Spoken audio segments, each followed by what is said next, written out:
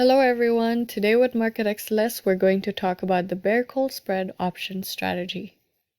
MarketXLS is one of the top Excel-based investment research solution for investors. In this video we'll be discussing what a bear-call spread strategy is, how it works, and how it is calculated using MarketXLS. So without any further ado, let's start with the topic. A bear-call spread is best implemented when you expect the underlying security to go down moderately in the near term. It is a limited profit and a limited risk strategy.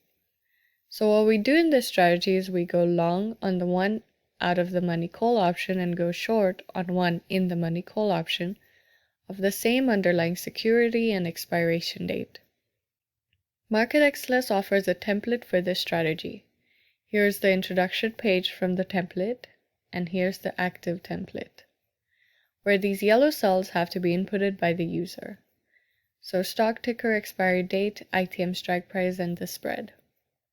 Some upcoming expiry dates are available for reference, and for the purpose of this video, we'll be using Microsoft. Expiry date as 11 June, the in-the-money strike price for call is $255. We've bought one out of the money $255 call option contract and sold one in the money $250 call option contract of Microsoft. In this case, we've built the net credit strategy and received $306 to enter into the trade, and this is reflected in the net cash flow section.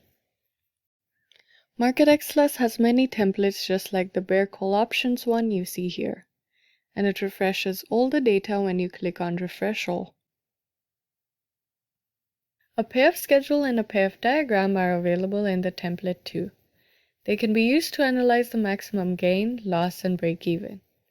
Maximum gain for the bear call spread is limited to the net premium received while entering into the trade, and is achieved when the stock price closes below the strike price of the lower striking call sold, at the expiration date where both options would expire worthless. Maximum profit is achieved when the price of the underlying stock is less than or equal to the strike price of the short call, as shown by the green box.